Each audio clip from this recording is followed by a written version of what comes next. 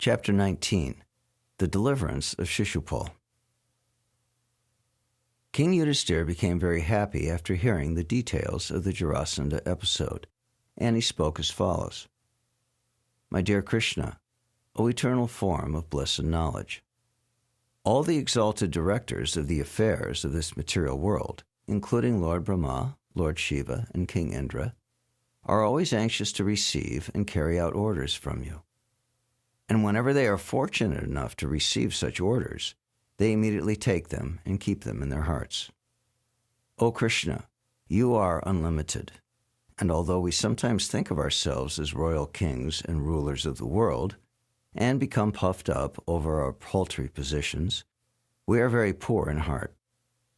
Actually, we are fit to be punished by you. But the wonder is that instead of punishing us, you so kindly and mercifully accept our orders and carry them out properly. Others are very surprised that your lordship can play the part of an ordinary human, but we can understand that you are performing these activities just like a dramatic artist. Your real position is always exalted, exactly like that of the sun, which always remains at the same temperature both during the time of its rising and the time of its setting. Although we feel the difference in temperature between the rising and the setting sun, the temperature of the sun never changes. You are always transcendentally equipoised, and thus you are neither pleased nor disturbed by any condition of material affairs. You are the Supreme Brahman, the personality of Godhead, and for you there are no relativities. My dear Madhava, you are never defeated by anyone. Material distinctions, this is me, this is you, this is mine, this is yours, are all conspicuous by dint of their absence in you.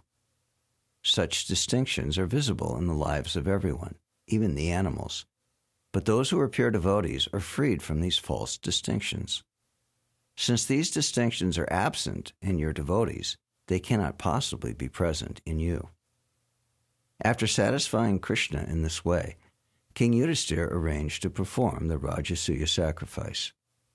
He invited all the qualified Brahmins and sages to take part and appointed them to different positions as priests in charge of the sacrificial arena.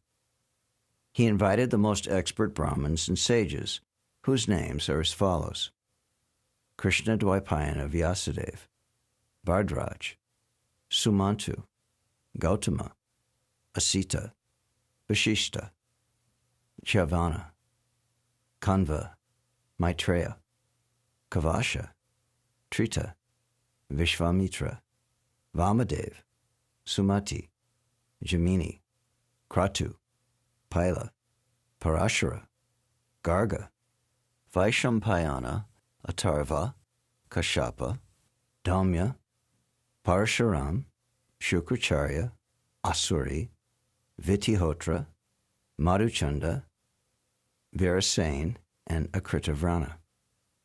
Besides all these Brahmins and sages, he invited such respectable old men as Dronacharya, Bhishma, the grandfather of the Kurus, Kripacharya, and Dhritarashtra. He also invited all the sons of Dhritarashtra, headed by Duryodhana, and the great devotee Vidura was also invited. Kings from different parts of the world, along with their ministers and secretaries, were also invited to see the great sacrifice performed by King Yudhisthira, and the citizens, comprising learned Brahmins, chivalrous Kshatriyas, well-to-do Vaishyas, and faithful Shudras, all visited the ceremony. The Brahmin priests and sages in charge of the sacrificial ceremony constructed the sacrificial arena as usual with a plow of gold, and they initiated King Yudhisthira as the performer of the great sacrifice, in accordance with the Vedic rituals. Long years ago, when Varuna performed a similar sacrifice, all the sacrificial utensils were made of gold. Similarly, in the Rajasuya sacrifice of King Yudhisthira, all the utensils required for the sacrifice were golden.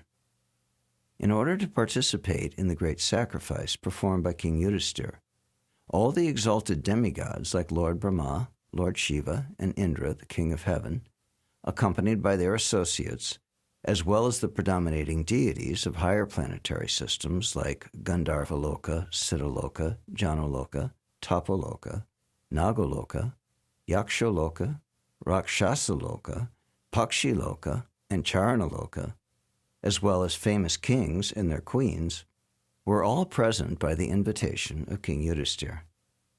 All the respectable sages, kings, and demigods who assembled there unanimously agreed that King Yudhisthira was quite competent to take the responsibility of performing the Rajasuya sacrifice.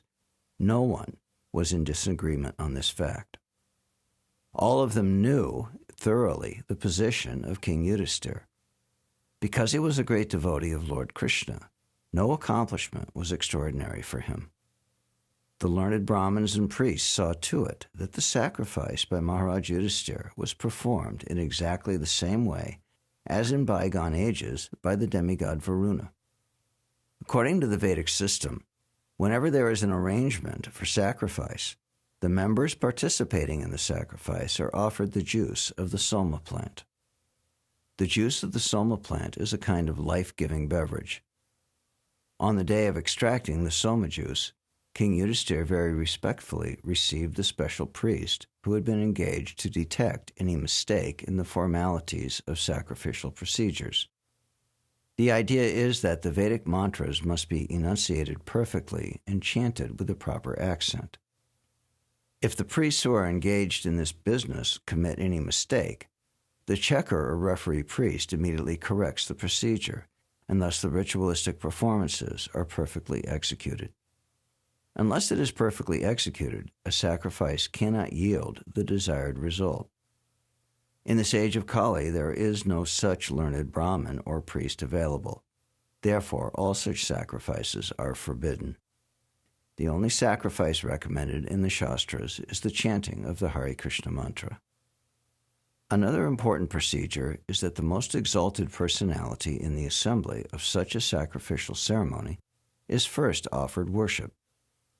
After all arrangements were made for Yudhisthira's sacrifice, the next consideration was who should be worshipped first in the ceremony. This particular ceremony is called Agra Puja. Agra means first and Puja means worship.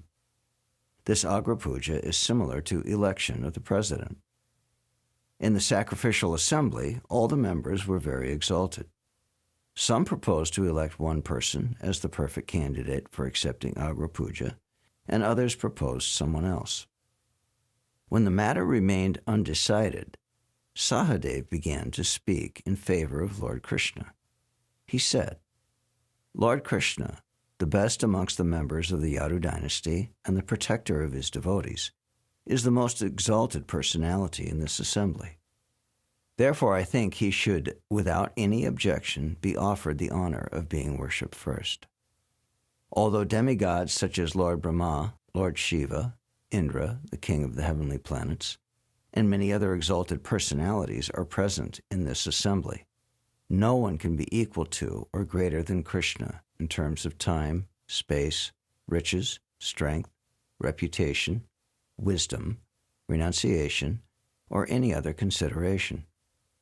Anything which is considered opulent is present originally in Krishna. As an individual's soul is the basic principle of the growth of his material body, similarly, Krishna is the supersoul of this cosmic manifestation.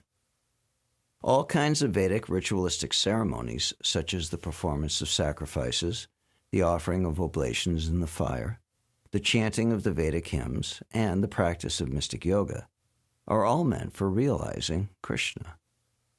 Whether one follows the path of fruitive activities or the path of philosophical speculation, the ultimate destination is Krishna. All bona fide methods of self-realization are meant for understanding Krishna.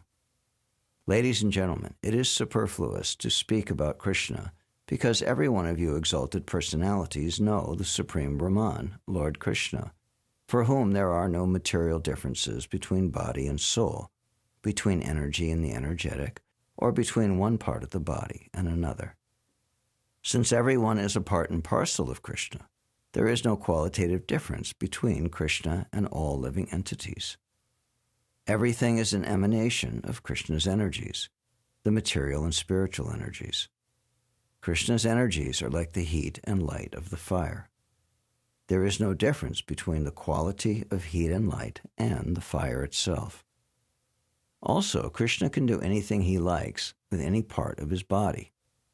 We can execute a particular action with the help of a particular part of our body, but he can do anything and everything with any part of his body. And because his transcendental body is full of knowledge and bliss and eternity, he doesn't undergo the 6 kinds of material changes: birth, existence, growth, fruit of action, dwindling, and vanishing. Unforced by any external energy, he is the supreme cause of the creation, maintenance, and dissolution of everything that be. By the grace of Krishna only, everyone is engaged in the practice of religiousness, the development of economic conditions, the satisfaction of the senses, and ultimately, the achievement of liberation from material bondage. These 4 principles of progressive life can be executed by the mercy of Krishna only. He should therefore be offered the first worship of this great sacrifice, and no one should disagree. As by watering the root, the watering of the branches, twigs, leaves, and flowers is automatically accomplished, or as by supplying food to the stomach, the nutrition and metabolism of all parts of the body are automatically established, so by offering the first worship to Krishna, everyone present in this meeting, including the great demigods, will be satisfied. If anyone is charitably disposed, it will be very good for him to give in charity only to Krishna, who is the supersoul of everyone, regardless of his particular body or individual personality. Krishna is present as the supersoul in every living being, and if we can satisfy him, then automatically every living being becomes satisfied. Sahadev was fortunate to know of the glories of Krishna, and after describing them in brief, he stopped speaking. After this speech was delivered, all the members present in that great sacrificial assembly applauded, confirming his words continuously by saying, "Everything that you have said is completely perfect. Everything that you have said is completely perfect." King Yudhisthira, after hearing the confirmation of all present, especially of the Brahmins and learned sages, worshipped Lord Krishna according to the regulative principles of the Vedic injunctions. First of all, King Yudhisthira, along with his brothers, wives, children, other relatives, and ministers, washed the lotus feet of Lord Krishna and sprinkled the water on their heads. After this, Lord Krishna was offered various kinds of silken garments of yellow color, and heaps of jewelry and ornaments were presented before him for his use. King Yudhisthira felt such ecstasy by honoring Krishna, who was his only lovable object, that tears glided down from his eyes, and although he wanted to, he could not see Lord Krishna very well. Lord Krishna was thus worshipped by King Yudhisthira. At that time, all the members present in that assembly stood up with folded hands and began to chant, "Jai, Jai, Namaha, Namaha." When all joined together to offer their respectful obeisances to Krishna, there were showers of flowers from the sky. In that meeting, King Sisupala was also present. He was an avowed enemy of Krishna for many reasons, especially because of Krishna's having stolen Rukmini from the marriage ceremony. Therefore, he could not tolerate such honor to Krishna and glorification of his qualities. Instead of being happy to hear the glories of the Lord, he became very angry. When everyone offered respect to Krishna by standing up, Sisupala remained in his seat. But when he became angry at Krishna's being honored, Sisupala stood up suddenly and, raising his hand, began to speak very strongly and fearlessly against Lord Krishna. He spoke in such a way that Lord Krishna could hear him very distinctly. Ladies and gentlemen, I can appreciate now the statement of the Vedas that, after all, time is the predominating factor. In spite of all endeavors to the contrary, the time element executes its own plan without opposition. For example, one may try his best to live, but when the time for death comes, no one can check it. I see here that although there are many stalwart personalities present in this assembly, the influence of time is so strong that they have been misled by the statement of a boy who has foolishly spoken about Krishna. There are many learned sages and elderly persons present, but still they have accepted the statement of a foolish boy.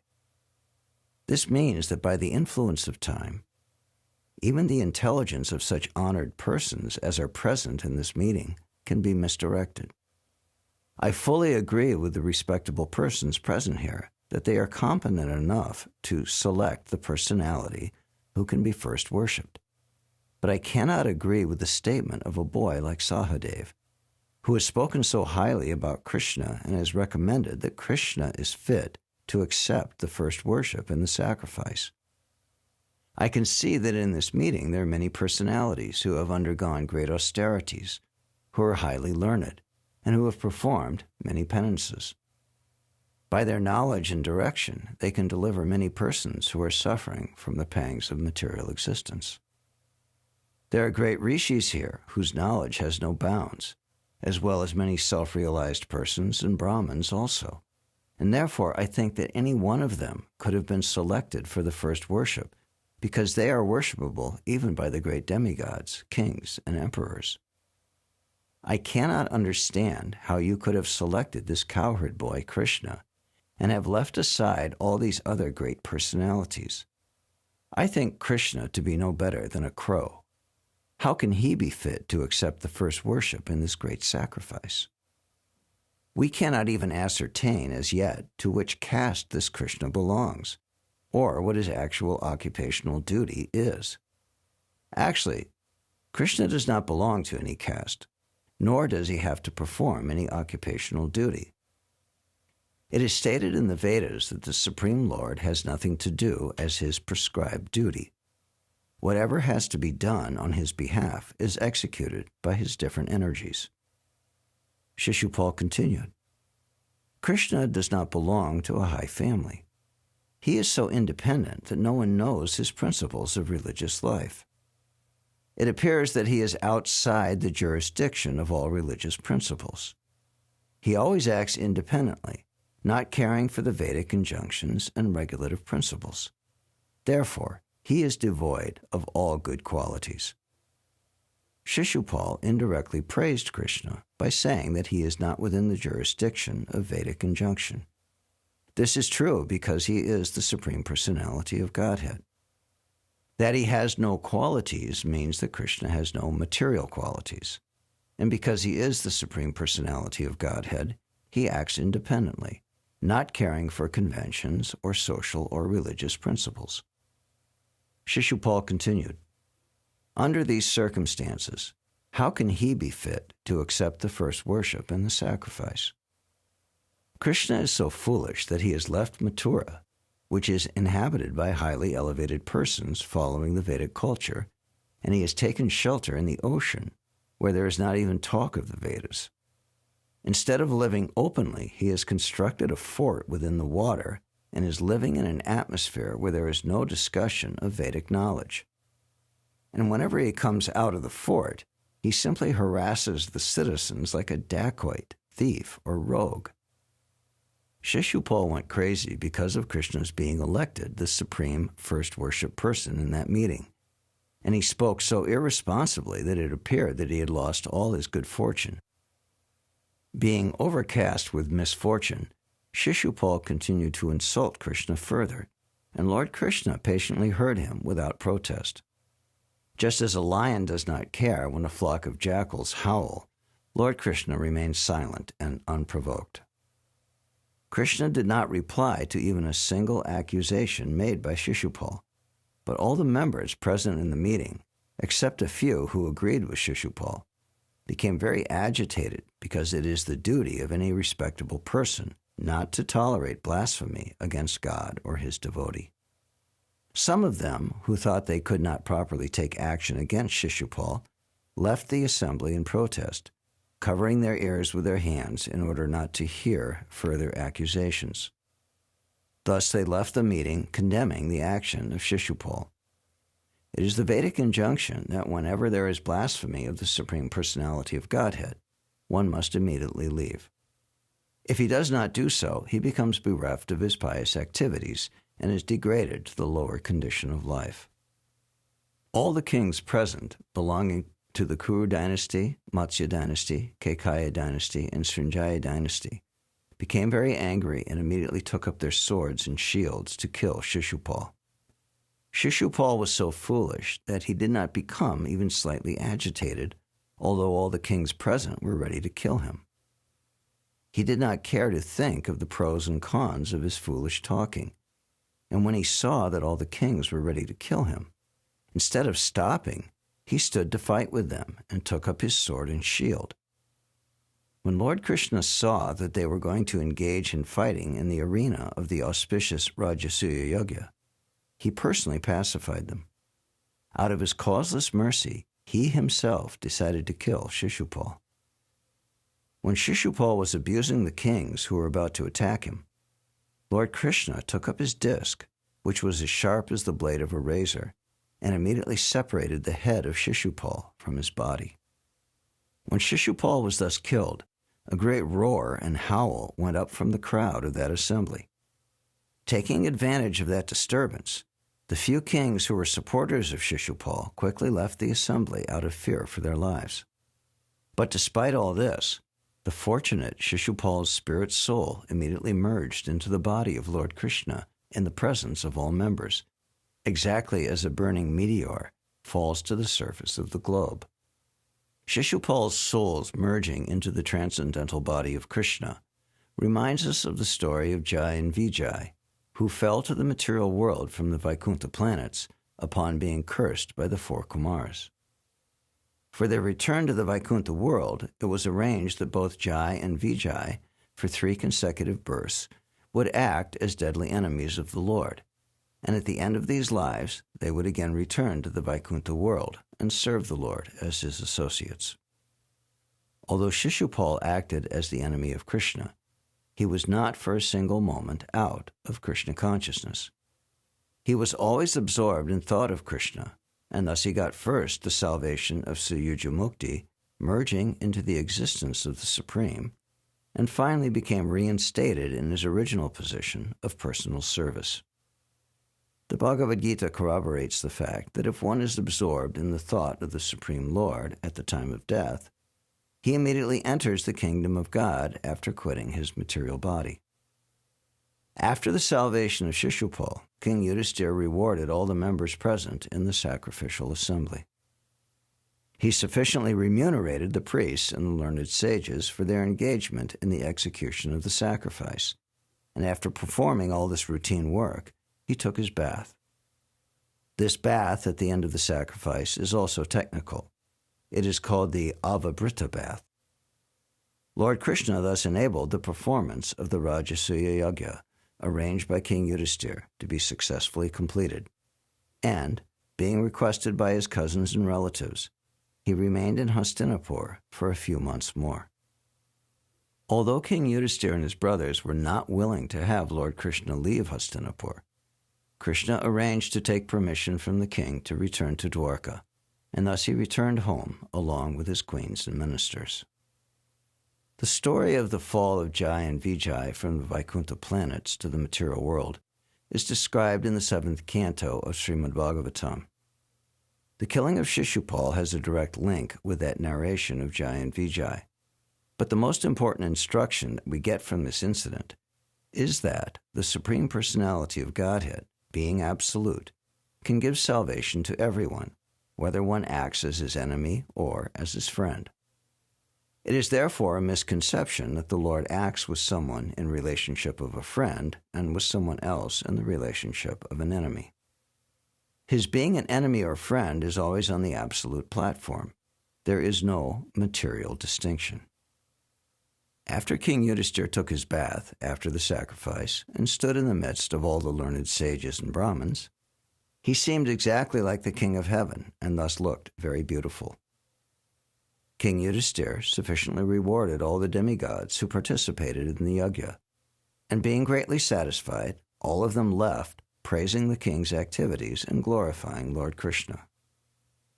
When Shukadeva Goswami was narrating these incidents of Krishna's killing Sisupala and describing the successful execution of the Rajasuya Yajna by Maharaj Yudhishthira, he pointed out also that after the successful termination of the yajna, there was only one person who was not happy. He was Duryodhana.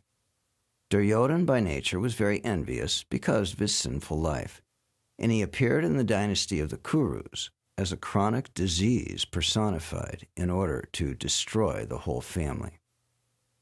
Shukadeva Goswami assured Maharaj Pariksit that the pastimes of Lord Krishna, the killing of Sisupala and Jarasandha, and the releasing of the imprisoned kings, are all transcendental vibrations, and anyone who hears these narrations from the authorized persons will be immediately freed from all the reactions of the sinful activities of his life. Thus ends the Bhaktivedanta purport of the second volume, 19th chapter of Krishna, the Deliverance of Sisupala.